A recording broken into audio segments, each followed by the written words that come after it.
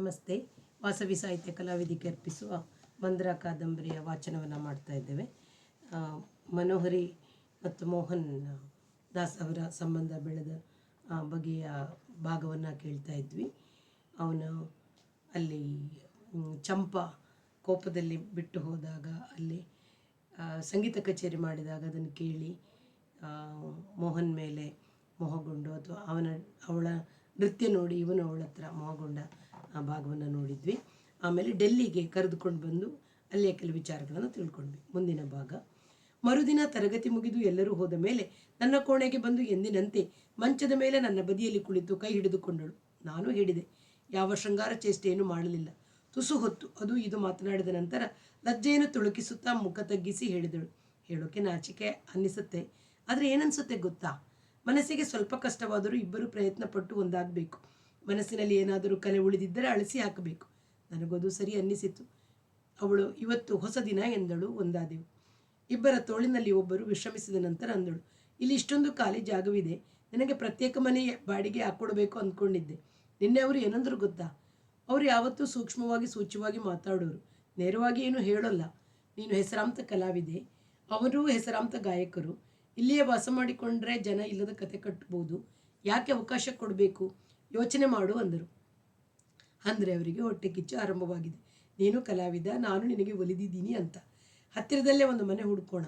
ಮಧ್ಯಾಹ್ನವೆಲ್ಲ ನೀನು ಇಲ್ಲಿಗೆ ಬರಬಹುದು, ಬೇಕಾದಾಗ ನಾನು ಅಲ್ಲಿಗೆ ಬರಬಹುದು. ಒಂದು ರೀತಿಯಲ್ಲಿ ನಮಗೆ ಇನ್ನೂ ಹೆಚ್ಚು ಅನುಕೂಲ. ನಮ್ಮಿಬ್ಬರ ನಿಕಟತೆಯನ್ನು ಅವರು ಕ್ರಮೇಣ ತಿಳಿಯಲಿ, ಒಂದೇ ಸಲಕ್ಕೆ ಬೇಡ. ನನಗೂ ಅದು ಸರಿ ಅನ್ನಿಸಿತು. 2 ವಾರಕ್ಕೊಮ್ಮೆಯಾಗಲಿ ಅವರು ಬರುವ ದಿನ 1 ತಾಸು ನಾನು ಸ್ಥಳ ಬಿಟ್ಟು ಹೋಗುವ ಹೀನಾಯ ಬೇಡ.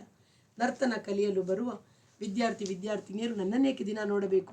ಅದೂ ಅಲ್ಲದೆ ಇಲ್ಲಿ ಬೆಳಗ್ಗೆ ಸಂಜೆ ಒಂದೇ ಸಮನೆ ಆಗುವ ಕುಣಿತದ ಗದ್ದಲು ನನ್ನ ಸ್ವರಲಹರಿಗೆ ಪೂರಕವಲ್ಲ ಅಂತ ಆಲೋಚಿಸಿದೆ. ಹತ್ತಿರವೇ ಇದ್ದ 1-2 ಲೆಟ್ ಸೇವೆಯ ಅಂಗಡಿಗೆ ಅವಳು ನನ್ನನ್ನು ಕರೆದೊಯ್ದಳು. 2 ಗಂಟೆಯ ಅವಧಿಯಲ್ಲಿ ನೃತ್ಯ ಶಾಲೆಯ ಇಂದ 6 ನಿಮಿಷದ ಕಾಲ್ನಡಿಗೆಯ ದೂರದಲ್ಲಿ 2 ಕೋಣೆ, ಅಡಿಗೆ ಮನೆ, ಸ್ನಾನ ಶೌಚಗಳ ಒಂದು ಬರಸಾತಿ ಸಿಕ್ಕಿತು. ಮುಂಬೈಯಲ್ಲಿ ಕಲ್ಪಿಸಿಕೊಳ್ಳಲು ಸಾಧ್ಯವಿಲ್ಲದ ಶಾಂತ ಏಕಾಂತ ಸ್ಥಳ. ಮೇಲಿನ ಬಿಸಿಲು ಮಚ್ಚೆಲ್ಲ ನನ್ನದೇ. ಎಷ್ಟು ಗಟ್ಟಿಯಾಗಿ ಹಾಡಿಕೊಂಡರೂ ಯಾರಿಗೂ ಕೇಳಿಸದ ಏಕಾಂತ ಭಾವ. ಬಿಸಿಲು ಮಚ್ಚಿನಲ್ಲಿ ಅಂಗಾತ ಮಲಗಿದರೆ ಆಕಾಶಕ್ಕೆ ಹತ್ತಿರವಾಗುವ ಭಾವ. ಬೇಕಾದಷ್ಟು ವಾರ್ಡ್ರೋಬ್ ಕಪಾಟುಗಳು. ಬಾಡಿಗೆ ಕೂಡ ಮುಂಬಯಿಯವರಿಗೆ ನಂಬಲು ಸಾಧ್ಯವಿಲ್ಲದಷ್ಟು ಕಡಿಮೆ. ತಿಂಗಳಿಗೆ 1,500. 10 ತಿಂಗಳ ಮುಂಗಡಕ್ಕೆ ಮನೋಹರಿ ಅಲ್ಲಿಯೇ ಒಂದು ಚೆಕ್ ಕೊಟ್ಟಳು. 1 ಕೋಣೆಗೆ AC ಹಾಕಿಸಿಕೊಡ್ತೀನಿ, ನನ್ನ ಹತ್ರ ಇದೆ, ನೆಲಕ್ಕೆ ಹಾಸುವ ರತ್ನಗಂಬಳಿ ಮಂಚ ಕುರ್ಚಿಗಳು ಇವೆ ಎಂದಳು. ನರ್ತನ ಶಾಲೆಯಿಂದ ಒಂದು ತಂಬೂರಿಯನ್ನು ತಂದು ಕೊಟ್ಟಳು. ನಾನು ದಿಲ್ಲಿಗೆ ಬಂದ 3 ವಾರಗಳ ನಂತರ, ಅಂದರೆ ನನ್ನದೇ ಬರ್ಸಾತಿ ಮನೆ ಮಾಡಿಕೊಂಡ 1 ವಾರದ ಮೇಲೆ ಒಂದು ಸಂಜೆ ಅವಳು ನನ್ನನ್ನು ತನ್ನ ಮನೆಗೆ ಕರೆದೊಯ್ದಳು. ಅವಳ ಗುರು ಸೋಹನ್ ಗುರುವನ್ನು ನೋಡಬೇಕೆಂದು ಕುತೂಹಲ ನನಗೂ ಇತ್ತು. ನನ್ನ ಮನಸ್ಸು ಅವರನ್ನು ಅವಳ ಗುರುವೆಂದು ಭಾವಿಸುತ್ತಿದ್ದೇ ವಿನಃ ಪತಿ ಎಂದು ಅಲ್ಲ. ದಿನ ರಾತ್ರಿ ಅವಳ ಮನೆಗೆ ಹೋಗುತ್ತಿದ್ದರೂ ಯಾವುದಾದರೂ ಮಾತಿನಲ್ಲಿ ಜೊತೆಯಲ್ಲಿ ಮಲಗುತ್ತಾಳೆಂಬ ಸೂಚನೆ ಇದ್ದರೂ ನನಗೆ ಅವರ ಸಂಬಂಧದಲ್ಲಿ ನನ್ನ ಬಗೆಗೆ ಹೀನಾಯ ಭಾವನೆ ಎಂದು ಬರುತ್ತಿರಲಿಲ್ಲ. ಅವರು ನರ್ತಿಸುವ ಎಷ್ಟೋ ದೊಡ್ಡ ದೊಡ್ಡ ಫೋಟೋಗಳನ್ನು ನರ್ತನ ಶಾಲೆಯ ಗೋಡೆಗಳ ಮೇಲೆ ಹಾಕಿದ್ದಳು. ಅವಳ ಚಿತ್ರಗಳಂತೂ ತುಂಬಿದ್ದವು. ಅವಳು ಕೂಡಿ ನರ್ತಿಸಿದ 3 ಫೋಟೋಗಳು ಇದ್ದವು. ಅವರ ಮುಖದಲ್ಲಿ ತೇಜಸ್ಸಿತ್ತು. ಅವರನ್ನು ನೋಡಬೇಕೆಂಬ ಬಯಕೆಯನ್ನು ನಾನಾಗಿ ವ್ಯಕ್ತಪಡಿಸಿರಲಿಲ್ಲ. ಈಗ ಅವಳಾಗಿಯೇ ಏರ್ಪಡಿಸುವುದರಿಂದ ಸಂತೋಷವಾಯಿತು. ರಾತ್ರಿ 8 ಗಂಟೆಗೆ ನಾವಿಬ್ಬರು ಅವಳ ಕಾರಿನಲ್ಲಿ ಮನೆ ತಲುಪಿದಾಗ ಅವರು ಸೋಫಾದ ಮೇಲೆ ಕೂತು ಟಿವಿಯಲ್ಲಿ ಟೆನ್ನಿಸ್ ಮ್ಯಾಚ್ ನೋಡುತ್ತಿದ್ದರು. ನಾನು ಕಲ್ಪಿಸಿಕೊಂಡದ್ದಕ್ಕಿಂತ ಹೆಚ್ಚು ವಯಸ್ಸು ಅವರ ಮುಖಮೈಗಳಲ್ಲಿ ಕಾಣುತ್ತಿತ್ತು. ಕಣ್ಣುಗಳು ಪ್ರಖರವಾಗಿದ್ದರೂ ಜೋಲುತ್ತಿದ್ದವು. ಮದ್ಯದ ಪರಿಣಾಮವೆಂದು ತಟ್ಟನೆ ಹೇಳಬಹುದಾದರೂ ಮನೋಹರಿಯನ್ನು ಕಂಡ ತಕ್ಷಣ ಯಾಕೆ ಇಷ್ಟು ತಡ ಎಂದರು. ಎಷ್ಟು ಬೇಗ ಹೋದರೂ ಯಾಕೆ ಇಷ್ಟು ತಡ ಎನ್ನುವುದು ಅವರ ಯಾಂತ್ರಿಕ ಅಭ್ಯಾಸ ಎಂದು ಅವಳು ನನ್ನೊಡನೆ ಹಲವು ಬಾರಿ ಹೇಳಿದ್ದುದು ನೆನಪಿಗೆ ಬಂತು. ನನ್ನ ಪರಿಚಯ ಮಾಡಿಕೊಟ್ಟಾಗ ಅವರು, ಮುಂಬೈ ಬಿಟ್ಟು ದಿಲ್ಲಿಗೆ ಯಾಕೆ ಬಂದ್ರಿ? ಈ ಶಹರಿನಲ್ಲಿ ಕಲೆಗೆ ಜನ ಪ್ರೋತ್ಸಾಹವಿಲ್ಲ, ಇರೋದೆಲ್ಲ ಕಂಡವರ ದುಡ್ಡು ಹೊಡೆಯುವ ಸರ್ಕಾರದ ಒತ್ತಾಸೆ, ಒಳಸಂಚು ಎಂದರು. ದಿಲ್ಲಿಯ ಈ ಗುಣ ನನಗೆ ಮೊದಲೇ ಗೊತ್ತಿದ್ದುದರಿಂದ ನಾನು ಯಾವ ಟಿಪ್ಪಣಿಯನ್ನು ಮಾಡಲಿಲ್ಲ. ಹಿರಿಯ ಕಲಾವಿದರಿಗೆ ಮಾಡಬೇಕಾದ ರೀತಿಯಲ್ಲಿ ಬಗ್ಗಿ ಅವರ ಪಾದ ಸ್ಪರ್ಶ ಮಾಡಿದೆ. ಅವರು ಎದ್ದು ನಿಂತು ನನ್ನನ್ನು ಆಲಂಗಿಸಿಕೊಂಡರು. ಮನೆ ಭಾರಿಯದ್ದು ಅಲ್ಲದಿದ್ದರೂ ಕಲಾಭಿರುಚಿಯಿಂದ ಕಟ್ಟಿಸಿದುದು. ಸಂಗೀತ ಅಥವಾ ನರ್ತನದ ಕಿರುಸಭೆಯನ್ನು ಏರ್ಪಡಿಸಬಹುದಾದ ಒಂದು ಅಂಗಣ. ನೆಲಕ್ಕೆ ರತ್ನಗಂಬಳಿ ಇಲ್ಲ, ಮೊಸಾಯಿಕ್ ಕೂಡ ಇಲ್ಲ, ಗಾರೆ ಹಾಕಿದ್ದರು. ಕುಣಿತವನ್ನು ಮೊಸಾಯಿಕ್ ತಡೆಯುವುದಿಲ್ಲವೆಂದು ಹೀಗೆ ಮಾಡಿಸಿದ್ದಾರೆಂದು ಸ್ಪಷ್ಟವಿತ್ತು. ಅದಲ್ಲದೆ 2 ಕೋಣೆಗಳು, ಅಡಿಗೆ, ಸ್ನಾನ, ಮಹಡಿಯ ಮೇಲೆ ಸಣ್ಣ ಅಂಗಣ, 2 ಕೋಣೆಗಳು, ಒಂದು ಬಿಸಿಲು ಮಚ್ಚು. ನನ್ನ ಗುರು ಕಲಿಕೆ ಮೊದಲಾಗಿ ವಿಚಾರಿಸಿಕೊಂಡರು. ಮನೋಹರಿ ಒಂದು ಲೋಟಕ್ಕೆ ಒಂದು ಪೆಗ್ ವಿಸ್ಕಿ ಬಗ್ಗಿಸಿ ಫ್ರಿಡ್ಜಿನ ನೀರು ಮತ್ತು ಐಸುಗಳನ್ನು ಹಾಕಿ ಅವರಿಗೆ ಕೊಟ್ಟಳು. ನನಗೆ ಕೋಕ್. ಯಾಕೆ, ನಾನೊಬ್ಬನೇ ಪಾಪ ಕೆಲಸ ಮಾಡುವವನೋ? ಸೋಹನ್ ಗುರುಗಳು ಕೇಳಿದರು. ಇಲ್ಲ, ನೀವೊಬ್ಬರೇ ಪುಣ್ಯವಂತರು, ಇವರಿಗೆ ಲಭ್ಯವಿಲ್ಲ, ಅವಳು ಉತ್ತರಿಸಿದಳು. ನೋಡಿ, ನಾನು ಆಡಿದ ಮಾತಿಗೆ ತಪ್ಪೋನಲ್ಲ. ಇವಳು ಬಂದು ಕೊಡೋ ತನಕ ಕಾಯ್ತೀನಿ. ನಾನಾಗಿಯೇ ತೆಗೆದು ಕುಡಿಯೋದಿಲ್ಲ. ನೋಡಿ, ಇಷ್ಟು ಕೊಟ್ಟಿದ್ದಾಳಲ್ಲ ಅಜ್ಜಿಪುಣಿ, ಇನ್ನೊಂದು ಸಲ ಕೇಳುವಂತಿಲ್ಲ. ಇದನ್ನು ಪ್ರಾಮಾಣಿಕವಾಗಿ ಪಾಲಿಸ್ಕೊಂಡು ಬಂದಿದ್ದೀನಿ ಎಂದು ಅವರು ನಕ್ಕರು. ಆಮೇಲೆ ನನ್ನ ಕಡೆಗೆ ಲೋಟವನ್ನೆತ್ತಿ ಚಿಯರ್ಸ್ ಅಂದರು. ಮನೋಹರಿ ಅಡಿಗೆಯನ್ನು ಬಿಸಿ ಮಾಡಲು ಹೋದಳು.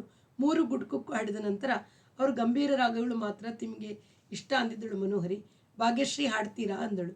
ತಾವು ಅಪೇಕ್ಷೆ ಪಟ್ಟರೆ ಆಗಲಿ, ಆದರೆ 3 ವಾರದಿಂದ ಗಂಟಲಿಗೆ ಅಭ್ಯಾಸ ತಪ್ಪಿದೆ. ತಪ್ಪಿದ್ರೆ ಏನಾಯಿತು? ಮನೋಹರಿ ಎಂದು ಗಟ್ಟಿಯಾಗಿ ಕೂಗಿದರು. ಅವಳು ಬಂದ ನಂತರ ಈಗ ಭಾಗ್ಯಶ್ರೀ ಹಾಡ್ತಾರೆ, ಊಟ ಆಮೇಲೆ. ಹೊಟ್ಟೆಗೆ ಬಿದ್ದರೆ ಉಸಿರು ತುಂಬಿ ಹಾಡೋಕ್ಕಾಗಲ್ಲ. ಈ ತಣ್ಣನೆಯ ಕೂಗು ಕುಡಿಬೇಡಿ. ಬಿಸಿ ಚಹಾ ಮಾಡಿಕೊಡು ಅಥವಾ ಬಿಸಿ ಬಿಸಿ ಹಾಲು, ತಂಬೂರಿ ತಂದುಕೊಡು. ತಬಲ ಇಲ್ಲಿತ್ತಾ, ಶ್ರುತಿ ಮಾಡಿಕೊಡ್ತೀನಿ. ನೀನು ಸಂಗತ್ ಕೊಡು, ನಾನು ಕೇಳಬೇಕು. ನಾನು ಬಿಸಿ ಹಾಲು ಕುಡಿದು ತಂಬೂರಿಯ ಶ್ರುತಿ ಮಾಡಿಕೊಂಡು ಅವರು ತಬಲಾದ ಶ್ರುತಿ ಮಾಡುವ ವೇಳೆಗೆ ತಮ್ಮ ಲೋಟವನ್ನು ಮುಗಿಸಿಬಿಟ್ಟಿದ್ದರು. ಅವಳ ಕಡೆಗೆ ತಿರುಗಿ, ಈಗ ಸಂಗೀತ ಕೇಳಬೇಕು, ದೊಡ್ಡ ಗವಾಯಿ ಅಂತ ಹೇಳಿದೀಯಾ, ಅದರಲ್ಲೂ ಭಾಗ್ಯಶ್ರೀ. ಇನ್ನೊಂದಿಷ್ಟು ಹಾಕು, ಜಿಪುಣತನ ಬಿಟ್ಟು ಅಂದರು. ಅವಳು ಎದ್ದು ಇನ್ನೊಂದು ಪೆಗ್ ಹದ ಮಾಡಿಕೊಟ್ಟಳು. ನೆಲದ ಮೇಲೆ ಒಂದು ಜಮಖಾನೆ ಹಾಸಿ ಗೋಡೆಗೆ ಒರಗಿಸಿ ಅವರಿಗೆ ಒಂದು ದಿಂಬು ಇಟ್ಟಳು. 4 ಅಡಿ ದೂರದಲ್ಲಿ ನಾನು, ನನ್ನ ಎದುರಿಗೆ ತಬಲ ಹಿಡಿದು ಅವಳು ಕುಳಿತೆವು. ನೀವು ನೆಲದ ಮೇಲೆ ಕೂತು ಹಾಡುವಾಗ ನಾನು ಸೋಫಾದ ಮೇಲೆ ಕೂತರೆ ಅಗೌರವ. ನೀವು ಚಿಕ್ಕವರಾದರೂ ಸಂಗೀತಕ್ಕೆ ಮರ್ಯಾದೆ ಕೊಡಬೇಕು ಎನ್ನುತ್ತಾ ಅವರು ದಿಂಬು ಹೊರಗೆ ಕುಳಿತರು. ಷಡ್ಜವನ್ನು ಹಿಡಿಯುವ ಮೊದಲು ನನ್ನ ಕಣ್ಣುಗಳು ಸಹಜವಾಗಿ ಅವರ ಕಡೆಗೆ ಹೊರಳಿದವು. 78 ವರ್ಷದ ಅವರು ದ್ರೋಣಾಚಾರ್ಯರಂತೆ ಕಂಡರು. ಅವರ ಹಲ್ಲುಗಳು ಕಟ್ಟಿಸಿದವೆಂದು ಸ್ಪಷ್ಟವಾಗುತ್ತಿತ್ತು. ಅಗಲವಾದ ಹಣೆ, ನೀಳ ಮೂಗು, ಅಭಿನಯದ ಸಾಧನೆಗೆ ಮಾಡಿ ಹೇಗೆಂದರೆ ಹಾಗೆ ಕೇಳುವ ಕಣ್ಣುಗಳು, ಬೊಕ್ಕ ತಲೆ, ತೇಜಸ್ವಿಯಾದ ಮುಖ. ಈ ದೊಡ್ಡ ಗುರುವಿನ ಎದುರಿಗೆ ಹಾಡಲು ನನಗೆ ಅಂಜಿಕೆಯಾಯಿತು. ನನ್ನ ಗುರು ರಾಜಾ ಸಾಹೇಬರಿಗೆ ಬದುಕಿದ್ದರೆ ಹೀಗೆಯೇ ಕಾಣಿಸುತ್ತಿರಬಹುದು ಅನ್ನಿಸಿತು. ಶಿಷ್ಯತ್ವವನ್ನು ಮುಗಿಸಿ ಇಷ್ಟು ವರ್ಷ ಹೊರಗೆ ಹಾಡಿ ಹೆಸರು ಗಳಿಸಿದ್ದೀಯಲ್ಲ, ಈ ಘನರಾಗ ಹಾಡು ನೋಡುವ ಎಂದು ಅವರ ಆತ್ಮವು ಈ ರೂಪ ತಾಳಿ ನನ್ನೆದುರಿಗೆ ಕೂತಿದೆ ಅನ್ನಿಸಿತು. ಆ ಭಾವನೆಯನ್ನು ಅದುಮಿ ಮೇಲೆದ್ದು ಎದುರು ಕೂತಿರುವವರು ಎಷ್ಟು ದೊಡ್ಡ ಕಲಾವಿದರಾದರೂ ಮೂಲತಃ ನರ್ತಕರು. ನಾನು ಗಾಯಕ, ನಾನು ಸಾಕಷ್ಟು ಸಾಧನೆ ಮಾಡಿದ್ದೀನಿ ಎಂಬ ಆತ್ಮವಿಶ್ವಾಸವನ್ನು ಗಳಿಸಿಕೊಳ್ಳಲು 5 ನಿಮಿಷವಾಯಿತು. ಸಾ ನಿ ಧ ಸಾ ಎಂದು ಚಲಿಸುವ ವೇಳೆಗೆ ಅವರ ಮುಖದಲ್ಲಿ ರಾಗದ ಹಿಡಿತದ ಭಾವ ಮೂಡಿತು. ತರ್ಜನೆಯಿಂದ ತಾವು ತಮಗೆ ಚಲನೆಯ ಗತಿಯನ್ನು ನಿರ್ದೇಶಿಸಿಕೊಳ್ಳತೊಡಗಿದರು. ರಾಗವು ನನ್ನನ್ನು ಹಿಡಿದು ಆತಂಕ, ಆಗಂತುಕ ಭಾವನೆಗಳನ್ನೆಲ್ಲ ನಿವಾರಿಸಿತು. ಪ್ರೇಮ ಪೂರ್ವಕ ಅರ್ಚನೆಯ ವಿಸ್ತಾರದ ಕಲಾಪಗಳು ಹೇಗೆ ಸಂಚರಿಸಿದರೂ ಪೂಜೆಯ ವಿಧಿವಿಧಾನಗಳೇ. ಭಕ್ತಿ, ಕರ್ಮ, ವಿರಾಮ, ಭರವಸೆಯ ನಡುವೆ ನಿರಾಶೆ, ಧ ಮ ಗಳಲ್ಲಿ ಹುಟ್ಟುವ ವಿಚಿತ್ರ ಲಾಸ್ಯ. ನನ್ನ ಪಾಡಿಗೆ ನಾನು ಹಾಡಿಕೊಳ್ಳುತ್ತಿದ್ದೆ. ಎಷ್ಟೋ ಹೊತ್ತಿನ ನಂತರ ನನ್ನ ಕಣ್ಣುಗಳು ಗುರುತಿಸಿದವು.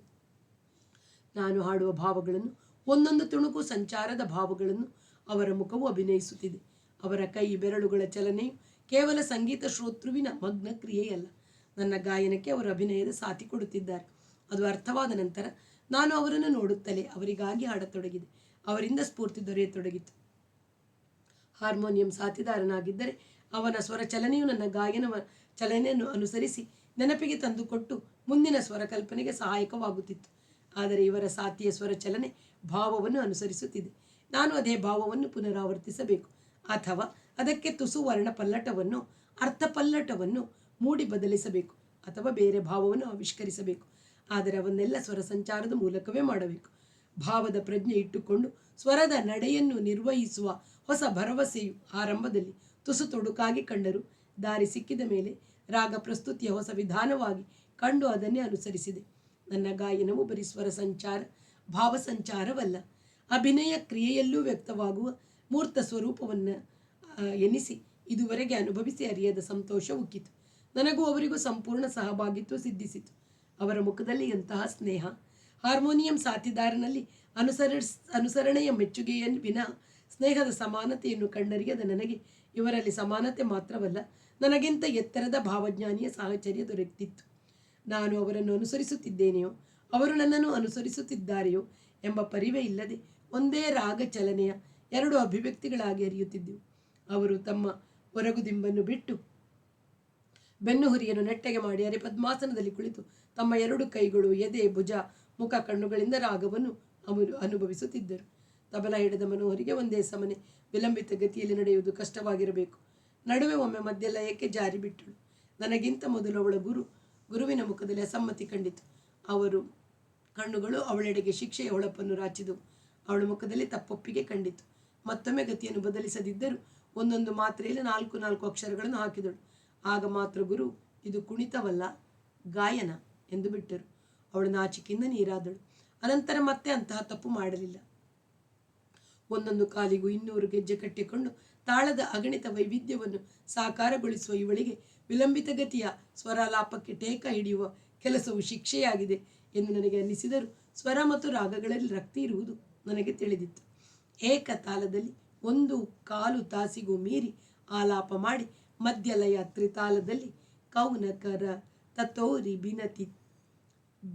ಬಿನತಿ ಯಾಯರವ ಚೀಜನ್ನು ಆರಂಭಿಸಬೇಕೆಂದು ಹೊರಟವನು ಆ ಕ್ಷಣದಲ್ಲಿ ಮನಸ್ಸು ಬದಲಿಸಿ ಅದೇ ಮಧ್ಯಲಯ ತ್ರಿಕಾಲದಲ್ಲಿ ಉದತನ ದೇರೆ ನಾ ತನ ದೇರೆ ನಾ ಅತತನ ನಾ ದೇರೆ ನಾ ತದಾರೆ ದಾನಿ ನಾ ಧಿರ್ತ ಎಂದು ತರಾನವನ್ನು ಆರಂಭಿಸಿದೆ.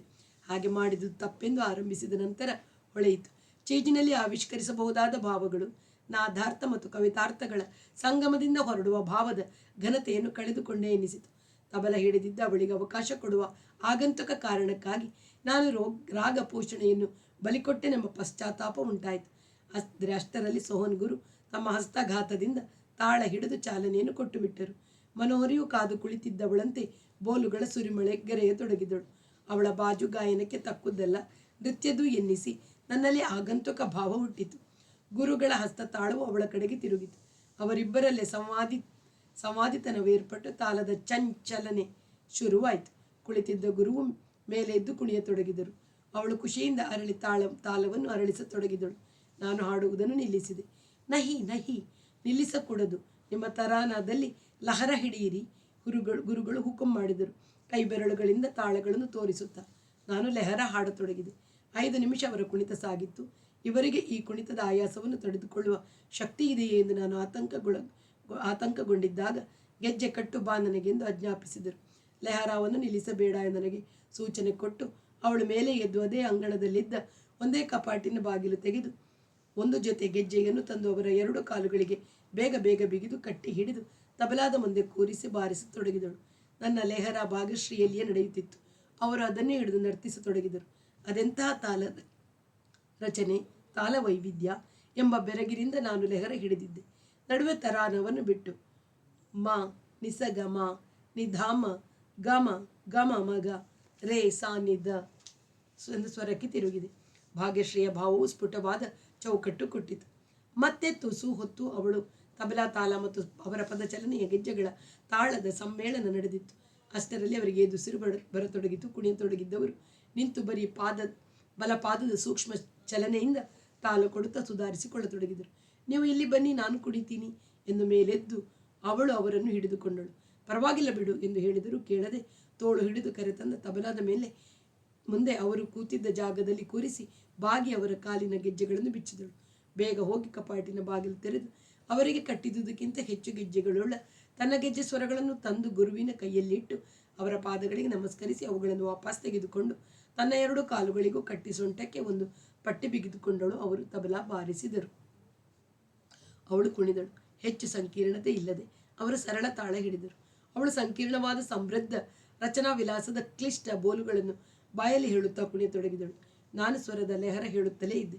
ಅವಳು ಶುದ್ಧ ನೃತ್ಯದಲ್ಲಿ ತನ್ಮಯಳಾಗಿದ್ದಳು. ಅವಳ ಇಡೀ ಶರೀರವು ಭಾಗ್ಯಶ್ರೀರಾಗದ ಅರ್ಚನಾ ವೈವಿಧ್ಯ ಭಕ್ತಿ ಕಲಾಪಗಳ ಮಾಧ್ಯಮವಾಗಿತ್ತು. ಕಾಲಿಗೆ ಗೆಜ್ಜೆ, ಸಲ್ವಾರ್ ಕಮ್ಮೀಸ್, ಆಗ ತಾನೇ ಸೊಂಟಕ್ಕೆ ಬಿಗಿದ ಒಂದು ಪಟ್ಟಿಯನ್ನು ಬಿಟ್ಟರೆ ಬೇರೆ ಪ್ರಸಾದನವಿಲ್ಲ. ಮುಖಕ್ಕೆ ಬಣ್ಣವಿಲ್ಲ. ಕೈ ತೋಳು ಕುತ್ತಿಗೆಗಳಿಗೆ ಆಭರಣವಿಲ್ಲ. ಆದರೆ ಅವಳು ಭಾಗ್ಯಶ್ರೀಯ ಪೂರ್ವನಾಮವಾದ ವಾಗೀಶ್ವರಿಯ ಅವತಾರವೆತ್ತಿ ಬಂದು ದರ್ಶನ ಕೊಡುವಂತೆ ಕಂಡಳು. ಸಾಹಿತ್ಯದ ಅರ್ಥವಿಲ್ಲ, ಶಾಬ್ದಿಕ ಕವಿತೆ ಇಲ್ಲ, ಬರೀ ತಾಲ. ತನ್ನ ಶರೀರ ಪಾದಗಳ ಚಲನೆಯ ಶುದ್ಧ ತಾಳಗಳಿಂದ ನನ್ನ ಸ್ವರದ ಲೆಹರಕ್ಕೆ ಸಾಕಾರ ರೂಪ ಕೊಟ್ಟಿದ್ದಳು. ಇದು ಈ ಲೋಕದಲ್ಲಿ ಹುಟ್ಟಿದ ರಕ್ತ ಮಾಂಸಯುಕ್ತ ದೇಹವಲ್ಲ, ದೈವಿ ಶಕ್ತಿಯನ್ನು ಪ್ರಕಟಗೊಳಿಸಲೆಂದೇ ತಾಳಿರುವ ಅವತಾರ ಅನ್ನಿಸಿಬಿಟ್ಟಿತು. ಸಂಪೂರ್ಣ ಮಗ್ನತೆಯಿಂದ ಕುಣಿದು ಎಷ್ಟು ಕುಣಿದರೂ ದಣಿವು ಕಾಣದೆ, ಉಸಿರಿನ ಗತಿಯು ಅಸ್ತವ್ಯಸ್ತವಾಗದೆ, ಮುಖ ಕುತ್ತಿಗೆ ಕಂಕುಳುಗಳಲ್ಲಿ ಜಿನಗಿದ ಬೆವರು ಕೂಡ ಅವಳ ಸೌಂದರ್ಯಕ್ಕೆ ಮೆರುಗು ಕೊಡುತ್ತಿದ್ದಂತೆ ಕುಣಿದಳು. ಆ ತಾಳದ ರಚನೆ ನನಗೆ ತಿಳಿಯುತ್ತಿರಲಿಲ್ಲ. ಆ ಬೋಲುಗಳನ್ನು ನಾನು ಕೇಳಿರಲಿಲ್ಲ.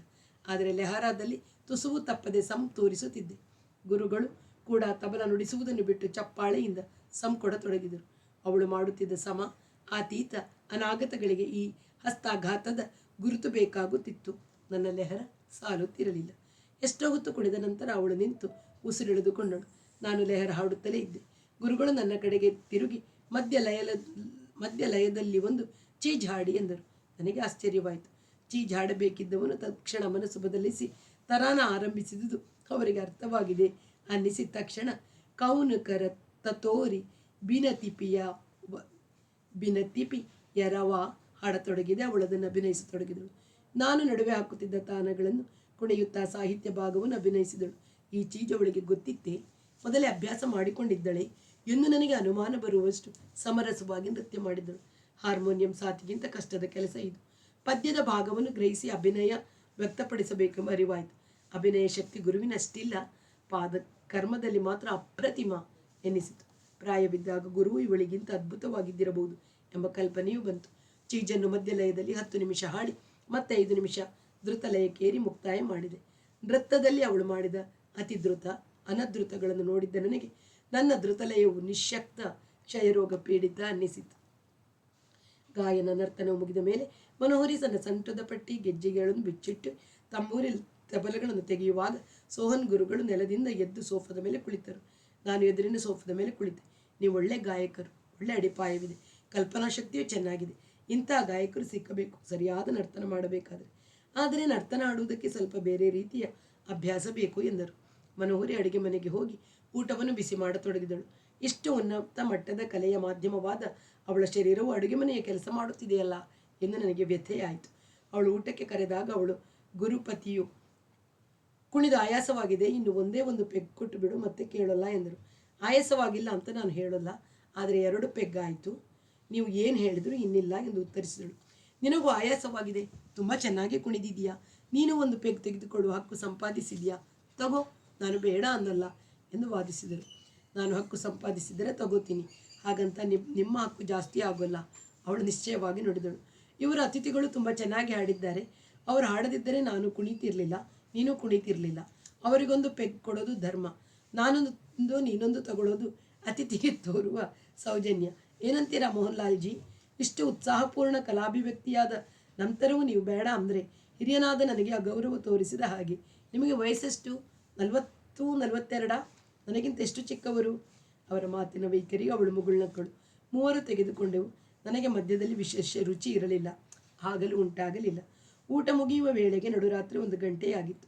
ಸೋಹನ್ ಗುರುಗಳಿಗೆ ತೋಕಡಿಕೆ ಶುರುವಾಗಿತ್ತು. ಕುಣಿದು ಆಯಾಸವಾದುದರಿಂದ ಜೊತೆಗೆ ಅವರ ವಯಸ್ಸಿಗೆ 3 ಪೆಗ್ ಹೆಚ್ಚು ಎಂದು ನಾನು ಅರ್ಥ ಮಾಡಿಕೊಂಡೆ. 1 ಪೆಗ್ ಅವಳಿಗೆ ಕಾರು ನಡೆಸಲಾರದಷ್ಟು ಪರಿಣಾಮ ಮೂಡಿಸಿರಲಿಲ್ಲ. ಆದರೂ ಈ ಹೊತ್ತಿನಲ್ಲಿ ನನ್ನನ್ನು ಬಿಟ್ಟು ಬರುವುದು ಬೇಡವೆಂದು ನಿರ್ಧರಿಸಿದಳು. ಮಹಡಿಯ ಮೇಲೆ ರೂಮ್ನಲ್ಲಿ ನಿಮಗೆ ವ್ಯವಸ್ಥೆ ಮಾಡ್ತೀನಿ, ಬೆಳಗ್ಗೆ ಹೋದರಾಯಿತು ಎಂಬ ಸೂಚನೆಯನ್ನು ನಾನು ಒಪ್ಪಿಕೊಂಡೆ. ಮೊದಲು ಸೋಹನ್ ಗುರುವನ್ನು ಎಬ್ಬಿಸಿ ತಮ್ಮ ಶಯನ ಕೋಣೆಗೆ ಹೋಗಿ ಮಲಗಿಸಿ ಬಂದ ನಂತರ ಅವಳು ನನ್ನನ್ನು ಕೊರೆದುಕೊಂಡು ಮೇಲಿನ ಕೋಣೆಗೆ ಬಂದಳು. ಮಂಚದ ಹಾಸಿಗೆ ಚದ್ದರು ಶುಚಿಯಾಗಿ ಇತ್ತು. ನನ್ನನ್ನು ಬಿಗಿಯಾಗಿ ಅಪ್ಪಿ, ನನ್ನ ಸ್ಫೂರ್ತಿ, ಈಗ ನಿನ್ನನ್ನು ಹೀಗೆ ರಾತ್ರಿ ಇಡೀ ನಿದ್ರೆ ಮಾಡಬೇಕು ಅನಿಸುತ್ತೆ, ಆದರೆ ಅವರಿಗೆ ನಡುವೆ ಎಚ್ಚರವಾಗುತ್ತೆ ಎಂದು ನಿಟ್ಟುಸಿರಿಟ್ಟಳು. ಜೊತೆಗೆ ಮಲಗುವುದು ನನಗೆ ಹಿತವಾದ ಕಲ್ಪನೆಯಾಗಿತ್ತು. ಹಾಗಲು ಎಷ್ಟೇ ವಿರಾಮದಲ್ಲಿ ಅಬಾಧಿತವಾಗಿ ನಾವು ಸಂಘ ಸುಖ ಪಡೆಯುತ್ತಿದ್ದರೂ ಇಡೀ ರಾತ್ರಿ ಸಂಘದಲ್ಲಿ ನಿದ್ರಿಸುವ ನೆಮ್ಮದಿ ದೊರೆತಿರಲಿಲ್ಲ. ಅಲ್ಲದೆ ಅವಳ ಶರೀರವು ಈಗ ತಾನೇ ತನ್ನ ಗಾಯನವನ್ನು ಬಿಂಬಿಸಿತ್ತು. ನೃತ್ಯ ಮಾಡಿದಾಗಲಂತೂ ಅದು ದೈವಿಕ ಕಾಯವಾಗಿ ಮಾಂತ್ರಿಕ ಶಕ್ತಿಯಿಂದ ಮಿಂಚಿತ್ತು. ಅದನ್ನು ನನ್ನ ಎದೆಗೆ ಒತ್ತಿಕೊಂಡು ನಿದ್ರೆ ಹೋಗುವುದಕ್ಕಿಂತ ಹೆಚ್ಚಿನ ಸಾರ್ಥಕತೆ ಯಾವುದುಂಟು ಎಂಬ ಭಾವ ತುಂಬಿಕೊಂಡಿತ್ತು. ಆದರೆ ಅವರಿಗೆ ನಡುವೆ ಎಚ್ಚರವಾದಿತ್ತೆಂಬ ಆತಂಕವೂ ಇತ್ತು. ನೀನು ಹೋಗು ಅಂದರೆ ಮಾತ್ರ ನಾನು ಹೋಗ್ತೀನಿ ಎಂದ. ಅವಳ ಅನುಮತಿಗೆ ಕತ್ತೆತ್ತಿ ನನ್ನ ಮುಖ ನೋಡಿದಳು. ಸ್ವಲ್ಪವಾದರೂ ನಾವಿಬ್ಬರು ತಗೊಂಡಿದ್ದೀವಿ, ಹೊತ್ತು ಮೀರಿದೆ. ಸ್ವಲ್ಪ ಹೊತ್ತು ಅಪ್ಪುಗೆಯಲ್ಲಿ ಮಲಗಿದ್ದು ನಾನು ಇಳಿದು ಹೋಗಲೇ ಎಂದರೆ ನಡುವೆ ನಿದ್ದೆ ಎಳೆದು ಬಿಟ್ಟರೆ ಏನು ಮಾಡೋದು? ಬೇಡ, ಈಗಲೇ ಹೋಗಿಬಿಡು. ನಾನು ಸಮ್ಮತಿಸಿದೆ. ಮಲಗಿದರೆ ನಿದ್ದೆ ಬರಲಿಲ್ಲ. 78 ವರ್ಷವಾಗಿದ್ದರೂ ಅಭಿನಯದಲ್ಲಿ ಇವರನ್ನು ಸರಿಗಟ್ಟುವವರು ಯಾರೂ ಇಲ್ಲವೆಂದು ಮನೋಹರಿ 4-6 ಬಾರಿ ಹೇಳಿದ್ದ ಅವರ ಮಾತಿಗೆ ನೆನಪಿಗೆ ಬಂತು.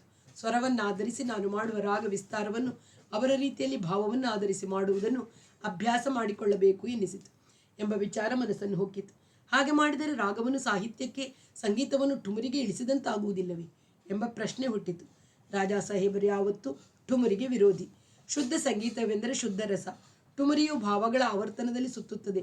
ಭಾವಕ್ಕಿಂತ ರಸವು ಕಲಾತ್ಮಕವಾಗಿ ಪರಿಪೂರ್ಣವಾದದ್ದು ಎಂಬುದು ಅವರ ಅಭಿಪ್ರಾಯವಾಗಿತ್ತು. ಅದು ನನಗೂ ನಿಜವೆನಿಸಿತ್ತು. ಅಭಿನಯವೆಂದರೆ ಭಾವವಲ್ಲವೇ ಎಂಬ ಪ್ರಶ್ನೆಯೇ ತಲೆಯಲ್ಲಿ ಭ್ರಮರಿ ಹಾಕುತ್ತಿತ್ತು.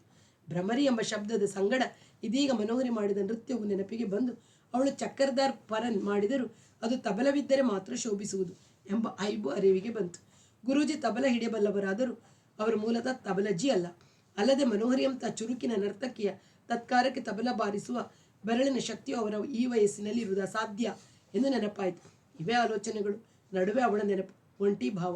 ಹಾಗೆಯೇ ಹೊರಳಾಡುತ್ತಿದ್ದಾಗ ಅತ್ಯಂತ ಸೂಕ್ಷ್ಮವಾದ ಪಾದ ಸಪ್ಪಳವಾಯಿತು. ಕಣ್ಣು ತೆರೆದು ನೋಡಿದರೆ ಮಂಚದ ಪಕ್ಕ ಮನೋಹರಿ ನಿಂತಿದ್ದಾಳೆ. ನನ್ನ ಕಿವಿಯ ಹತ್ತಿರ ಬಾಗಿ, ನಿನಗೂ ನಿದ್ದೆ ಬಂದಿರೋಲ್ಲ ಅನ್ನಿಸುತ್ತೆಂದು ಪಿಸುಗುಟ್ಟಿದ್ದಳು. ನಾನು ಕೈ ನೀಡಿದೆ. ಕಿಟಕಿಗಳ ಪರದೆ ಹಾಕಿದ್ದರೂ ಬೀದಿಯ ದೀಪವು ನುಸುಳಿ ಅವಳ ಆಕೃತಿ ಕಾಣಿಸುತ್ತಿತ್ತು. ಬಾಗಿಲನ್ನು ನಿಶಬ್ದವಾಗಿ ಓರೆ ಮಾಡಿ ಬಂದು ನನ್ನ ಪಕ್ಕದಲ್ಲಿ ಮಲಗಿ ಅವಳು ಹೇಳಿದಳು, ಅಡುಗೆ ಮನೆಯ ದೀಪ ಹಾಕಿ ಬಂದಿದ್ದೀನಿ. ಅಕಸ್ಮಾತ್ ಅವರಿಗೆ ಎಚ್ಚರವಾದರೂ ಅಡುಗೆ ಮನೆಯಲ್ಲಿ ಕೆಲಸ ಮಾಡ್ತಿದ್ದೆ ಅಂತ ಹೋದರೆ ಸರಿ. ಎಚ್ಚರವಾದರೆ ಸದ್ದು ಮಾಡ್ತಾರೆ, ಎದ್ದು ಬರೋಲ್ಲ, ಮೆಟ್ಟಿಲಿನಂತೂ ಹತ್ತಿ ಬರೋಲ್ಲ, ಆತಂಕ ಪಟ್ಕೋಬೇಡ ಎಂದು ಬಿಗಿಯಾಗಿ ಅಪ್ಪಿಕೊಂಡಳು. ನಾನು ಅವಳನ್ನು ಮುದ್ದಿಸಿದೆ. ಒಂದೇ ಮನೆಯಲ್ಲಿ ನಾವು ಬೇರೆ ಬೇರೆ ಮಲಗೋದು ಎಷ್ಟು ಕಷ್ಟ ಅಂತ ಅನುಭವಕ್ಕೆ ಬಂತು. ಮಧ್ಯಾಹ್ನ ವಿರಾಮದಲ್ಲಿಯೇ ಕೂಡ್ತೀವಿ, ಆದರೆ ಜೊತೆಯಲ್ಲಿ ನಿದ್ರಿಸುವ ಶಾಂತಿಯೇ ಬೇರೆ ಎಂದು ಪಿಸುಗುಟ್ಟಿದಳು. ಮನು, ನಾವು ಮದುವೆಯಾಗಿ ಬಿಡೋಣವೇ? ನನ್ನ ಮನೆಯಲ್ಲಿ ಮನಸ್ಸಿನಲ್ಲಿ ತಕ್ಷಣ ಹೊಳೆದುದನ್ನು ಹೇಳಿದೆ. ನೀನು ಮದುವೆಯಾದವನಲ್ವೇ? ಮುಂಬೈಲಿ ಹೆಂಡತಿ ಮಕ್ಕಳು? ಮುಂಬೈಯನ್ನೇ ಬಿಟ್ಟು ಬಂದ ಮೇಲೆ ಅವರದ್ದೇನು? ಡೈವರ್ಸ್ ಮಾಡ್ತೀನಿ. ಅವಳು ಇನ್ನಷ್ಟು ಪ್ರೀತಿಯಿಂದ ತಬ್ಬಿಕೊಂಡಳು. ಅವಳ ಉಸಿರು ತಡೆದು ಬರುತ್ತಿತ್ತು. ಕೈ ಎತ್ತಿ ನನ್ನ ತಲೆಯನ್ನು ಹಿಡಿದು ತನ್ನ ಎದೆಗೆ ಒತ್ತಿಕೊಂಡಳು. 1 ನಿಮಿಷದ ನಂತರ, ಗುರೂಜಿ ಬದುಕಿರೋ ತನಕ ಅವರ ಯೋಗಕ್ಷೇಮ ನನ್ನ ಧರ್ಮ. ಅವರನ್ನು ಮದುವೆಯೂ ಮಾಡ್ಕೊಂಡಿದ್ದೀನಿ. ಆದರೆ ಅವರು ನನ್ನ ಯಾವುದಕ್ಕೂ ಅಡ್ಡಿ ಮಾಡಿಲ್ಲ. ಹಣಕಾಸು ಸಂಪಾದನೆ ಖರ್ಚು ಒಂದು ಕೇಳೋಲ್ಲ. ನಿನ್ನನ್ನು ಮದುವೆ ಆದರೆ ಅವರು ನಾನು ದುಡಿದ ಅನ್ನ ತಿನ್ನೋಲ್ಲ. ಅದರ ಪಾಪ ಯಾರಿಗೆ ಎಂದಳು. ಅವಳಿಗೆ ಅವರನ್ನು ಕಂಡರೆ ಕೃತಜ್ಞತೆ ಮಾತ್ರವಲ್ಲ, ಭಕ್ತಿ ಪ್ರೀತಿಗಳಿವೆ ಎಂದು ನಾನು ಅರ್ಥ ಮಾಡಿಕೊಂಡೆ. ಅವು ಘನಿಷ್ಠವಾದ ಭಾವನೆಗಳು ಎಂದು ನನಗೆ ಅನ್ನಿಸ್ತು. ನಾನು ಏನೇ ಮಾಡಲಿ ಅವರಿಗೆ ನೋವಾಗೋ ಕೆಲಸ ಮಾಡೋಕ್ಕೆ ನನಗೆ ಸಾಧ್ಯವಿಲ್ಲ. ಒಂದು ಅರ್ಥದಲ್ಲಿ ದೇವರಂತೆ ಅವರನ್ನ ಪೂಜಿಸ್ತೀನಿ.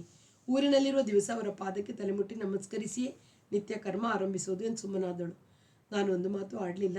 ಮನಸ್ಸು ಅವಳ ಭಾವನೆಯ ಆಳವನ್ನು ಅಳೆಯುತ್ತಾ ವಿಸ್ಮಯದಲ್ಲಿ ಮುಳುಗಿತ್ತು. ತುಸು ಹೊತ್ತಿನ ನಂತರ ಬೇಸರವಾಯ್ತಾ ಎಂದಳು. ಯಾಕೆ? ನನ್ನ ಮಾತನ್ನು ಕೇಳಿ. ಅವರಿಗಿಷ್ಟು ನಿಷ್ಠೆಯಿಂದ ಇರುವ ಇವಳು ನನ್ನನ್ನು ನಿಜವಾಗಿಯೂ ಪ್ರೀತಿಸ್ತಾಳಾ ಎನ್ನುವ ಅನುಮಾನ ನಿನಗೆ ಹುಟ್ಟಿರಬಹುದು. ನಿಜ ಹೇಳು. ನಾನು ಸುಮ್ಮನಿದ್ದೆ. ನಿನ್ನ ಮೌನವೇ ಉತ್ತರ. ಆದರೆ ಒಂದನ್ನು ಅರ್ಥ ಮಾಡ್ಕೋ, ಅವರು ನನ್ನ ಗಂಡ, ನೀನು ನನ್ನ ಮೋಹನ ಕೃಷ್ಣ. ರಾಧೆಯ ಸಮಸ್ತ ಪ್ರೀತಿಯ ಸ್ವಾಮಿ ಯಾರು? ಗಂಡನೋ ಕೃಷ್ಣನೋ? ನೀನು ನರ್ತಕನಾಗಿದ್ದರೆ ನನ್ನ ಮಾತಿನ ಅರ್ಥ ಆಗ್ತಿತ್ತು. ಸಂಗೀತಗಾರರಿಗೆ ಸರಿಗಮ ಪದನಿಯ ಆಚೆ ಏನೂ ತಿಳಿಯೋಲ್ಲ.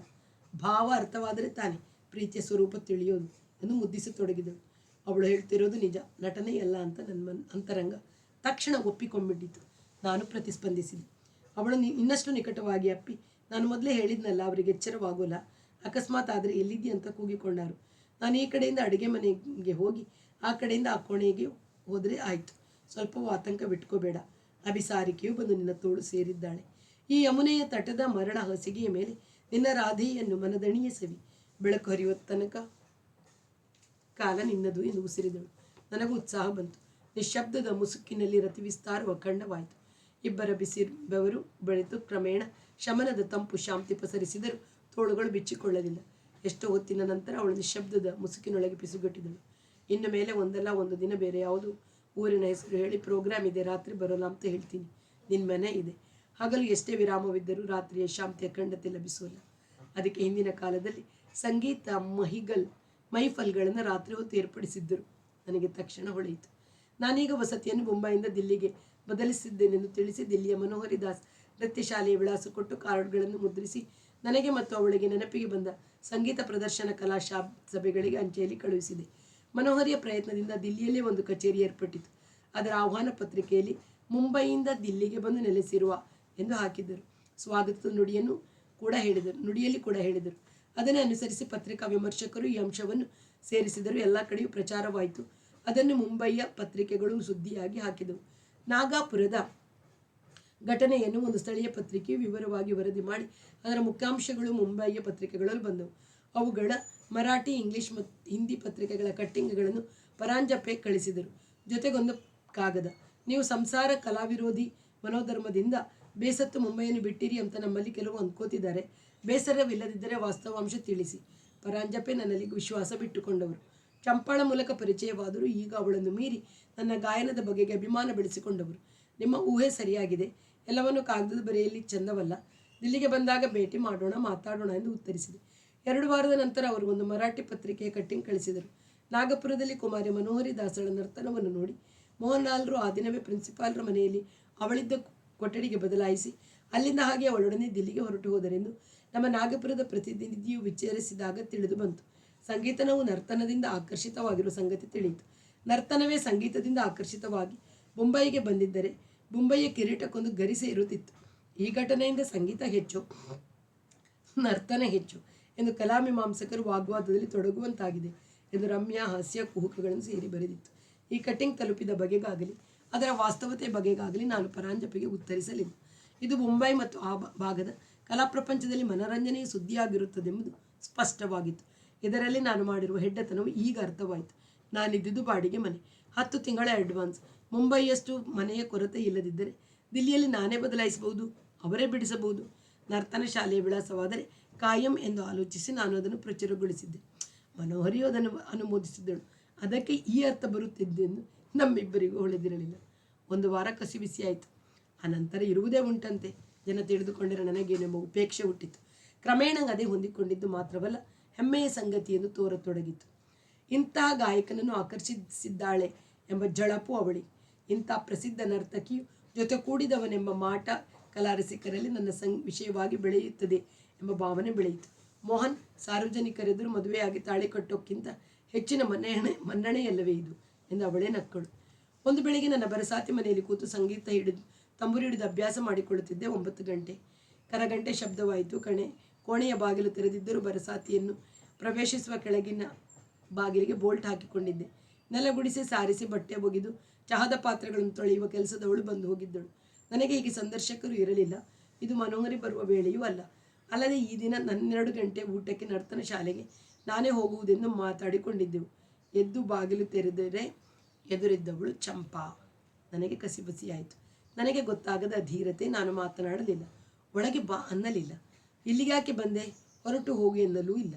ನನ್ನ ಪಾಡಿಗೆ ನಾನು ಹಿಂದಿರುಗಿ ಮೇಲೆ ಹತ್ತಿ ಕುಳಿತು ತಂಬೂರಿಯ ಮುಂದೆ ನನ್ನ ಜಾಗದಲ್ಲಿ ಕುಳಿತೆ. ಹಿಂದೆಯೇ ಬಂದ ಅವಳು ಗೋಡೆಗೆ ಬದಿಗಿದ್ದ ಮನೋಹರಿಯ ನರ್ತನ ಶಾಲೆಯಲ್ಲಿ ಕಳಿಸಿದ್ದ ಸೋಫಾದ ಮೇಲೆ ಕುಳಿತಳು. ನನಗಿಂತ ಸೋಫಾ ಅಥವಾ ಕುರ್ಚಿ ಹೆಚ್ಚು ಅನುಕೂಲವಂತೆ ವರ್ಧಿಸಿತ್ತು ಅವಳ ಕಾಯ. ನಾನು ತಂಬೂರಿ ಮಿಡಿಯತೊಡಗಿದೆ. ಅವಳು ಇದ್ದಕ್ಕಿದ್ದಂತೆ ಬಂದು ಎದುರಿಗೆ ಕೂತಿರುವ ಸನ್ನಿವೇಶದಲ್ಲಿ ಹಾಡುವ ಮನೋಧರ್ಮ ಉಳಿಯುವುದು ಅಸಾಧ್ಯವೆಂದು ಅರಿವಾಗಿತ್ತು. ನಾನು ಅವಳ ಕಡೆಗೆ ಕತ್ತೆತ್ತಿ ನೋಡಲಿಲ್ಲ. ಆದರೆ ನನಗೆ ಎದುರಿಗೆ 10 ಅಡಿ ದೂರದಲ್ಲಿ ಅವಳು ಕೂತಿರುವಾಗ ಎಷ್ಟು ಹೊತ್ತೆಂದು ಕತ್ತನ್ನು ಕೆಳಗೆ ಮಾಡಿ ಕೂತಿರುವುದು? ಎದ್ದು ಬೇರೆ ಕೋಣೆಗೆ ಹೋಗಲೇ, ಅಥವಾ ನನಗೆ ಅವರ ಕೆಲಸವಿದೆ, ಬೀಗ ಹಾಕ್ಕೋಬೇಕು ಎಂದು ಏಳು ಎನ್ನುವುದೇ? 2 ಪರ್ಯಾಯಗಳು ಹೊಳೆದು. ಬೆರಳುಗಳು ಅಂಗಾತ ಮಲಗಿದ್ದ ತಂಬೂರಿಯ ತಂತಿಯನ್ನು ಆಡುತ್ತಲೇ ಇದ್ದವು. ಎಷ್ಟು ಹೊತ್ತಾದ ಮೇಲೆ ಅವಳು ಬಂದಿರುವ ವಿಷಯ ಮಾತನಾಡಿ ಮುಗಿಸಿದ್ದಲ್ಲವೇ? ನಿವಾರಿಸಿಕೊಳ್ಳುವುದು ದಾರಿ ಇಲ್ಲವೆನಿಸಿ ಕತ್ತೆತ್ತಿದೆ. ಏನು ಬಂದದ್ದು? ಬೇಗ ಹೇಳಿ ಮುಗಿಸು, ನನಗೆ ಹೊರಗಡೆ ಕೆಲಸವಿದೆ, ಮಧ್ಯಾಹ್ನದ ಟ್ರೈನಿಗೆ ಹೋಗಬೇಕು ಎಂದೆ. ಯಾಕೆ ಹೀಗೆ ಮಾಡಿದ್ರಿ? ದುಃಖದಲ್ಲಿ ಸೋಲನ್ನು ಪ್ರಕಟಿಸುತ್ತಾ ಅವಳು ಕೇಳಿದಳು. ಹೀಗೆ ಅಂದರೆ ಹಾಗೆ? ಇಬ್ಬರಿಗೂ ಗೊತ್ತಿರುವ ಮಾತನ್ನು ಎತ್ತಿಕೊಡುವುದರಿಂದ ಪ್ರಯೋಜನವಿಲ್ಲ. ನಾನು ಯಾವ ಮಾತಿಗೂ ಉತ್ತರ ಹೇಳೋದಿಲ್ಲ. ಇನ್ನು ಮೇಲೆ ನಿಮ್ಮ ಪ್ರೋಗ್ರಾಮಿನ ನಿರ್ವಹಣೆ ನೀವೇ ನೋಡ್ಕೊಳ್ಳಿ. ಚೌಕಾಶಿ, ನಿಶ್ಚಯ, ವಸೂಲಿ ಎಲ್ಲ ನಿಮ್ಮದೇ. ನಾನು ಯಾವುದಕ್ಕೂ ಅಡ್ಡಿ ಬರೋದಿಲ್ಲ, ಆಯ್ತೇ? ಒಪ್ಕೊಂಡಿದ್ದೀನಿ. ನನ್ನ ಪ್ರೋಗ್ರಾಮನ್ನು ಈಗ ನಾನೇ ನಿರ್ವಹಣೆ ಮಾಡ್ಕೋತಿದ್ದೀನಿ. ಅದನ್ನು ಯಾರು ಹತ್ರ ಕೇಳೋ ಅಗತ್ಯವಿಲ್ಲ. ಕೈ ಹಿಡಿದ ಸಂಸಾರದ ಗತಿ ಏನು? ಅಪ್ಪ ಎಲ್ಲಿ ಅಂತ ಅಲ್ಬೋ ಮಕ್ಕಳಿಗೆ ಏನು ಹೇಳಬೇಕು ನಾನು? ಬರಿಯುವಲ್ಲಿಗೆ ಹೋಗಿ ರಾಮ್ಕುಮಾರಿನ ಕೇಳು. ಅಪ್ಪ ಎಲ್ಲಿ ಅಂತ ಅಲ್ಬೋ ಮಕ್ಕಳಿಗೆ ಅವಳು ಏನು ಹೇಳ್ತಿದ್ದಾಳೆ ಕೇಳಿ ಅದೇ ಮಾತನ್ನು ನಿನ್ನ ಮಕ್ಕಳಿಗೂ ಹೇಳು. ಅವಳ ಮುಖ ಮಂಕಾಯಿತು. ತತ್ಕ್ಷಣದಲ್ಲಿ ತಕ್ಕ ಉತ್ತರ ಹೊಳೆಯಲಿಲ್ಲ. ನನ್ನ ಗೆಲುವು ಮೂಡಿತು. ಆದರೆ ಸೋಲುವುದು ಅವಳ ಸ್ವಭಾವವಲ್ಲ. ನಿನ್ನ ಮಕ್ಕಳು ಅಂತೀರಲ್ಲ, ನಿಮ್ಮ ಮಕ್ಕಳಲ್ವೇ? ರಾಮ್ಕುಮಾರಿದು ಮಕ್ಕಳು ನನ್ನವೇ. ನೀನು ಅಲ್ಲ ಅಂತಿದ್ದೆ. ನಾನು ತಿರುಗಿಸಿದೆ. ಈಗ ಅವಳ ಬಾಯಿ ಕಟ್ಟಿತು. ನನ್ನ ಕಣ್ಣುಗಳು ಅವಳ ಮೇಲೆ ಬೆಂಕಿ ಉರಿ ಸೂಸುತ್ತಿದ್ದವು. ಅವಳ ಕಣ್ಣುಗಳು ನನ್ನ ಮೇಲೆ ಕಿಡಿಕಾರುತ್ತಿದ್ದವು. ಅವಳ ತುಟಿಗಳ ಮಾತು ತೋಚದ ಸ್ಥಿತಿಯಲ್ಲಿ ಚಲಿಸುತ್ತಿದ್ದವು. 1 ನಿಮಿಷದ ನಂತರ, ಬೇಕಾದರೆ ದಿನಾ ದೇವಸ್ಥಾನದಲ್ಲಿ ಮುಫತ್ ಹಾಡಿ, ನಾನು ಕೇಳೋದಿಲ್ಲ. ನಾನು ಹೇಗೆ ಹಾಡಿದರೂ ಕೇಳೋ ಅಧಿಕಾರ ಯಾರಿಗೂ ಇಲ್ಲ. ನನ್ನ ಮಕ್ಕಳ ಜೀವನ ಹ್ಯಾಕ್ ಸಾಗಬೇಕು? ಕುರ್ಲಾದ ಫ್ಲ್ಯಾಟ್ ನನ್ನ ಹಣದಲ್ಲಿ ಕಟ್ಟಿಸಿರೋದು. ಬಾಡಿಗೆಗೆ ಕೊಟ್ಟರೆ ತಿಂಗಳಿಗೆ 10,000 ಬರುತ್ತೆ.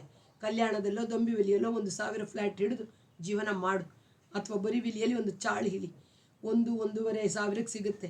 ಉಳಿದ ಹಣ ಜೀವನ ಸಾಕು. ಇದುವರೆಗೆ ಕೂಡಿಸಿರೋ ಹಣ ಬಡ್ಡಿ ಎಷ್ಟಾಯಿತು? ನಾನು ಲೆಕ್ಕ ತೆಗಿಸ್ತೀನಿ ಅಂದೆ. ಲೆಕ್ಕ ತೆಗಿಸ್ತೀನಿ ಅಂದರೆ ವಕೀಲರ ಮಾತಾಡ್ತೀಯೇನು? ಅವಳು ಸವಾಲು ಹಾಕಿದಳು. ವಕೀಲರನ್ನ ಕೇಳದೆ ನೀನು ಇಲ್ಲಿಗೆ ಬಂದಿದ್ದೀಯೇನು? ನಾನು ಜವಾಬು ಕೊಟ್ಟೆ. ಅವಳ ತುಟಿಗಳು ಮತ್ತೆ ಮಾತು ತೋಚದೆ ಚಲಿಸಿದವು. ಅರ್ಧ ನಿಮಿಷದ ನಂತರ ನಾನು ಸಂಸಾರ ಕೂಡಿಸಿ ನಡೆಸ್ಕೊಂಡು ಹೋಗಬೇಕು ಅನ್ನೋ ಮನೆತನಸ್ತದ ಹೆಣ್ಣು ಮಗಳು. ಕೋರ್ಟು ವಕೀಲರ ಹತ್ರ ಮಾತಾಡ್ತಿರೋರು ನೀವು ಎಂದಳು. ವಕೀಲರನ್ನ ಕೇಳಿ ರಿಜಿಸ್ಟರ್ ಮದುವೆಯ ಬಲೆ ಹಾಕಿದವಳು ಯಾರು? ನಾನು ಕೇಳಿದೆ. ಅವಳು ನಿರುತ್ತರಳಾದಳು. 1 ನಿಮಿಷದ ನಂತರ ನಿಜ ವಿಷಯ ಒಪ್ಕೊಂಬಿಡಿ. ನರ್ತಕ್ಕೆ ಹೆಚ್ಚು ಮೋಹಗಳಾಗಿದ್ದಾಳೆ. ಹೆಸರು ಮನೋಹರಿ ಅಂತ. ಬೆನ್ನು ಹತ್ತಿ ಬಂದಿದ್ದೀರಿ. ನಿಮ್ಮ ಖುಷಿಗೆ 2 ಮಕ್ಕಳನ್ನು ಹೆತ್ತು ಆಕರ್ಷಣೆ ಕಮ್ಮಿಯಾದ ನಾನು ಬೇಡವಾಗಿದೆ ಎಂದು ಅಳುಬರಿಸಿಕೊಂಡು ನಿಜವಾಗಿಯೂ ಅಳತೊಡಗಿದಳು. ನನ್ನ ಮನಸ್ಸು ವಿಚಲಿತವಾಯಿತು. ಅಯ್ಯೋ ಅನ್ನಿಸಲು ಶುರುವಾಯಿತು. ಕಣ್ಣಿನಲ್ಲಿ ನೀರನ್ನು ತುಂಬಿಕೊಂಡೇ ಕುಳಿತಿದ್ದವಳು ಮೇಲೆ ಎದ್ದು ನನ್ನ ಹತ್ತಿರಕ್ಕೆ ಬಂದು ನೆಲದ ಮೇಲೆ ಕುಳಿತಿದ್ದ ನನ್ನನ್ನು ತಬ್ಬಿಕೊಂಡು ಶರೀರ ಸ್ಪರ್ಶದಿಂದ ನಾನು ಕರಗಬಹುದೆಂದು ನನಗೆ ಅನ್ನಿಸಿತು.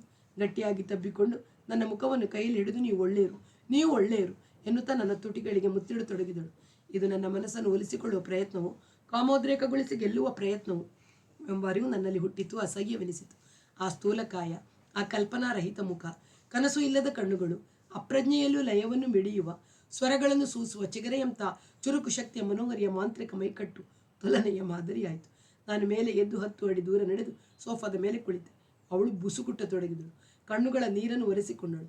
2 ಕಣ್ಣುಗಳು ಕಬ್ಬಿಣವನ್ನು ಕರಗಿಸಬಲ್ಲ ಉಷ್ಣದ ಕಿಡಿ ಹಾರಿಸತೊಡಗಿದವು.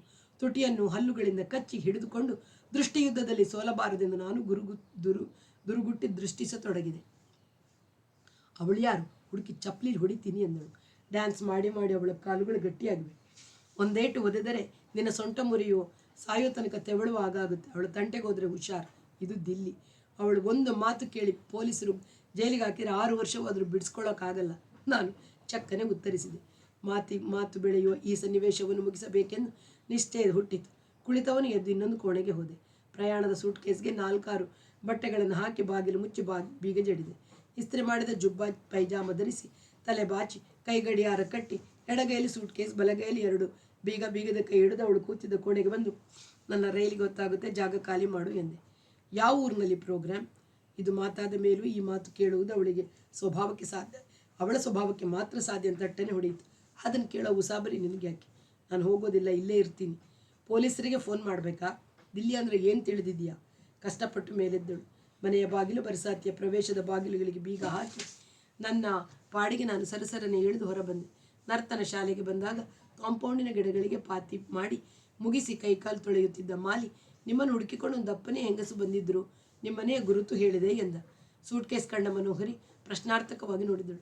ನಡೆದದನ್ನು ಸ್ಥೂಲವಾಗಿ ಹೇಳಿದ ನಂತರ ನಾನು ಮಾಲಿಯ ಮಾತನ್ನು ಹೇಳಿ, ಅವಳು ಇಲ್ಲಿಗೆ ಬಂದಾಳು ಎಂದೆ. ಹೊರಗೆ ಹೋಗಿ ನೋಡಿ ಬಂದ ಅವಳು, ಕೆಲಸ ಮುಗಿಸಿ ಹೋಗಿದ್ದಾನೆ, ಮುಂದಿನ ಬಾಗಿಲು ಹಾಕಿದ್ದೀನಿ, ಮಧ್ಯಾಹ್ನ ಊಟ ತರುವವನು ವಿನ ಬೇರೆ ಯಾರು ಬೆಲ್ ಮಾಡಿದರೂ ಬಾಗಿಲು ತೆಗೆಯೋದು ಬೇಡ. ಅಕಸ್ಮಾತ್ ಆಕೆ ಇಲ್ಲಿಗೆ ಬಂದರೂ ನೀನು ಇಲ್ಲಿಲ್ಲ, ಎಲ್ಲಿದ್ದಾರೋ ನನಗೇನು ಗೊತ್ತು ಅಂತ ಹೇಳ್ತೀನಿ. ಹೆಚ್ಚಿಗೆ ಮಾತಾಡಿದ್ರೆ ಪೊಲೀಸ್ ಫೋನ್ ಮಾಡ್ತೀನಿ ಅಂತೀನಿ ಎಂದಳು. ಇವಳ ಸಾನ್ನಿಧ್ಯದಲ್ಲಿ ಅವಳಿಂದ ರಕ್ಷಣೆ ದೊರೆತಂತಾಯಿತು. ಅವಳು ಆಡಿದ ಪ್ರತಿಯೊಂದು ಮಾತನ್ನು ನಾನು ಕೊಟ್ಟ ಉತ್ತರಗಳನ್ನು ವಿವರವಾಗಿ ಜ್ಞಾಪಿಸಿಕೊಂಡು ಹೇಳಿದೆ. ಇಲ್ಲಿಗೆ ಬಂದರೂ 4 ಗಂಟೆಯ ವೇಳೆಗೆ ನನ್ನ ಮನೆಗೆ ಹಿಂದಿರುಗುವುದು ನನ್ನ ವಾಡಿಕೆಯಾಗಿತ್ತು. 4 ಕಾಲಿಗಾಗಲೇ ವಿದ್ಯಾರ್ಥಿನಿಯರು ಬರುತ್ತಿದ್ದರು. ಮಾಸ್ತರ್ ಜಯಸುಖಲಾಲ್ಜಿಯು ಬರುವ ಹೊತ್ತು ಅದೇ. ನಮ್ಮಿಬ್ಬರ ಸಂಬಂಧದ ಊಹೆ ಅವರಿಗೆ ಇಲ್ಲವೆಂದಲ್ಲ, ಆದರೆ ಅನಾವಶ್ಯಕವಾಗಿ ಯಾರಿಗಾದರೂ ಯಾಕೆ ಎದ್ದು ಕಾಣಿಸಬೇಕು ಎಂಬ ಎಚ್ಚರದಿಂದ ನಾನು ಹಾಗೆ ಮಾಡುತ್ತಿದ್ದೆ. 4 ಗಂಟೆಗೆ ಮನೆಗೆ ಹೋಗುವುದೇ? ಅವಳು ಮತ್ತೆ ಬಂದರೆ ನಾನು ಬೇರೆ ಊರಿನ ಪ್ರೋಗ್ರಾಮ್ಗೆಂದು ಹೊರ ಬಂದದ್ದನ್ನು ಹೇಗೆ ವಿವರಿಸುವುದು? ಸುಳ್ಳು ಹೇಳಿದೆ ಅಂತ ಹೆದರಿ ನಡೆದೆ ಅಂತ ಅರ್ಥವಾಗಲ್ವೇ ಎಂಬ ಚಿಂತೆ ಕಾಣಿಸಿತು. ಸಂಜೆ 8ರ ತನಕ ನೀನು ಹೋಗಲೇಬೇಡ, ಸುಮ್ಮನೆ ಮೇಲಿನ ಕೋಣೆಯಲ್ಲಿರು ಮನೋಹರಿ ಸೂಚಿಸಿದಳು. ಕೆಳಗೆ ನಡೆಯುತ್ತಿದ್ದ ತಾಳದ ಸಪ್ಪಲವನ್ನು ಆಲಿಸುತ್ತಾ ಮಲಗಿದೆ. ಆ ರಾತ್ರಿ ಚಂಪಾ ಬರಲಿಲ್ಲ, ಮರುದಿನವೂ ಬರಲಿಲ್ಲ. ಅದರ ಮರುದಿನ ಮನೋಹರಿ ಹೇಳಿದಳು. ಊರಿಗೆ ಹೋಗಿದ್ದಾರೆ, ಹಿಂದಿರುಗಿ ಸುಮ್ಮನೆ ಕೂರುವ ಹೆಂಗಸಲ್ಲ ಆಕೆ, ಕಾಯ್ದೆಯ ಕ್ರಮ ಕೈಗೊಳ್ಳಬಹುದು. ಒಂದು ಸಲ ಕಾಯ್ದೆಯ ಕೈಗೆ ಸಿಕ್ಕಿಕೊಂಡರೆ ಬೋನಿಗೆ ಬಿದ್ದ ಹಾಗೆ. ನಾನೊಬ್ಬ ವಕೀಲರ ಪರಿಚಯ ಮಾಡಿಕೊಡ್ತೀನಿ, ಅವರಿಗೆ ಎಲ್ಲಾನು ಹೇಳು. ಎಲ್ಲಾನು ಅಂದರೆ ಎಲ್ಲ ನಿನ್ನ ಸಂಬಂಧವನ್ನಲ್ಲ, ಆಕೆಯ ಸ್ವಭಾವ. ಮೊದಲ ಹೆಂಡತಿ ಇದ್ದರೂ ನಿನ್ನನ್ನು ಮದುವೆಗೆ ಸಿಕ್ಕಿಸಿಕೊಂಡು ಮೊದಲಾಗಿ ಬೊಂಬಾಯಿಯ ಅಸಹ್ಯವಾಗಿ ದಿಲ್ಲಿಗೆ ಬಂದು ಬಿಟ್ಟೆ ಅನ್ನು. ಅವರು ಮುನ್ನೆಚ್ಚರಿಯ ಮಾರ್ಗ ಹೇಳ್ತಾರೆ, ಅದರಂತೆ ಮಾಡು. ವಕೀಲರ ಅಮೂಲ್ಯ ಕೇಳಿದರು. ಈಗ ನಿಮ್ಮ ಕೈಲಿ ಎಷ್ಟು ಹಣವಿದೆ? 50-60 ಸಾವಿರ ಇರ್ಬೋದು. ಅದನ್ನು 1 ಲಕ್ಷ ಮಾಡಿ ಆಕೆ ಹೆಸರಿಗೆ ಅಕೌಂಟ್ ಚೆಕ್ ಬರೆಯಿರಿ, ಜೊತೆಗೊಂದು ಕಾಗದ. ಮೊನ್ನೆ ನೀನು ಇಲ್ಲಿಗೆ ಬಂದು ನನ್ನಲ್ಲಿ ಮಾತನಾಡಿ ನಾವಿಬ್ಬರು ತೀರ್ಮಾನಿಸಿದ ಹಾಗೆ ಚೆಕ್ ಕಳಿಸ್ತೀನಿ. ನನ್ನ ಹತ್ತಿರ ಹಣವಿಲ್ಲದೆ ಸಾಲ ಮಾಡಿ ಅದನ್ನು ಒದಗಿಸ್ತಿದ್ದೀನಿ. ಸಂಗೀತರ ಸಂಪಾದನೆ ಒಂದೇ ಸಮನೆ ಇರೋಲ್ಲ, ಜನಗಳ ರುಚಿ ಬದಲಾಗುತ್ತೆ. ಹೊಸ ಕಲಾವಿದರು ಬಂದರೆ ಹಣ ಬರಲಿ ಕಡಿಮೆ ಆಗುತ್ತೆ. ನಾನು ಮುಂಬೈಯಲ್ಲಿ ಸಂಪಾದನೆ ಚೆನ್ನಾಗಿದ್ದಾಗ ನಿನ್ನ ಹೆಸರಿನಲ್ಲಿ ಕೊಂಡ ಫ್ಲ್ಯಾಟು ಮತ್ತು ಠೇವಣಿ ಗಳಲ್ಲಿ ಸಂಸಾರ ನಡೆಸಬೇಕು. ಮಕ್ಕಳ ವಿದ್ಯಾಭ್ಯಾಸವಾಗಬೇಕು. ಮುಂಬೈಯಲ್ಲಿ ನನ್ನ ಸಂಪಾದನೆ ಕಡಿಮೆ ಆದ್ದರಿಂದ ಹೊಸ ಮಾರ್ಕೆಟ್ ಹುಡುಕಿಕೊಂಡು ದಿಲ್ಲಿಗೆ ಬಂದಿದ್ದೇನಷ್ಟೇ. ಇಲ್ಲಿಗೆ ಸಂಪಾದನೆ ಕುದುರಿದರೆ ಆಗ ಇನ್ನಷ್ಟು ಕಳಿಸ್ತೀನಿ. ಈಗ 1,00,000ವನ್ನು ಈಗಾಗಲೇ ಇರುವ ಠೇವಣಿಗೆ ಸೇರಿಸು. 12% 14 ಬಡ್ಡಿ ಬರುತ್ತೆ. ಅದರಲ್ಲಿ ಇನ್ನು ಮಕ್ಕಳ ಜೀವನ, 4 ಮಕ್ಕಳ ವಿದ್ಯಾಭ್ಯಾಸ ಮಾಡಿಸು. ಈಗ ಒಳ್ಳೆಯ ಕಾಲ ಬರುವ ಸೂಚನೆ ಕಾಣಿಸ್ತದೆ. ನಾವಿಬ್ಬರು ದೇವರ ಮೇಲೆ ಭಾರ ಹಾಕಿ ಬದುಕಬೇಕು. ನನಗೆ ಈ ಸಲಹೆ ಹಿಕ್ಮತ್ ಅರ್ಥವಾಗಲಿಲ್ಲ. ಮೊದಲನೇದಾಗಿ ತಕ್ಷಣ 50,000 ಹೊಂದೋದು ಕಷ್ಟ. ಹೊಂದಿಸಿದ್ರು 1,00,000 ಯಾಕೆ ಕೈ ಬಿಡಬೇಕು ಕೇಳಿದೆ. ಪಂಡಿತ್ಜಿ, ನೀವು ಸಂಗೀತದಲ್ಲಿ ದೊಡ್ಡವರು, ವ್ಯವಹಾರ ಅರ್ಥವಾಗೋಲ್ಲ. 1,00,000ದ ಚೆಕ್ ಅಗಾಧ ದಾಟಿ ನೀವಿಬ್ಬರೂ ಕೂಡಿ ದೇವರ ಮೇಲೆ ಭಾರ ಹಾಕೋ ಭರವಸೆ ನೋಡಿದ ತಕ್ಷಣ ಅವಳು ಸುಮ್ಮನಾಗಿ ಚೆಕ್ಕಿಗೆ ರುಜು ಮಾಡಿ ಬ್ಯಾಂಕಿಗೆ ಜಮಾ ಮಾಡ್ತಾರೆ.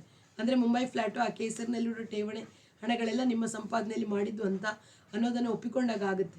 ಮತ್ತು ನೀವು ಒಂದು ಕಾಸು ಕಳಿಸ್ಬೇಡಿ. ಮುಂದೆ ಎಂದಾದರೂ ಆ ಕೋರ್ಟಿಗೆ ಹೋದರೆ ಠೇವಣಿಗಳ ಹಣವೆಷ್ಟು, ಅವುಗಳಿಂದ ಬರೆದಿರೋ ಬಡ್ಡಿ ಎಷ್ಟು ಅನ್ನೋ ಲೆಕ್ಕ ನಾವು ಹೊರಡಿಸ್ಬೋದು. ಆಕೆ ಮತ್ತೆ ಏನು ಕೇಳದ ಹಾಗೆ ಬಾಯಿ ಮುಚ್ಚಿಸ್ಬೋದು. 50,000 ಮನೋರಿ ಹೊಂದಿಸಿಕೊಟ್ಟಳು.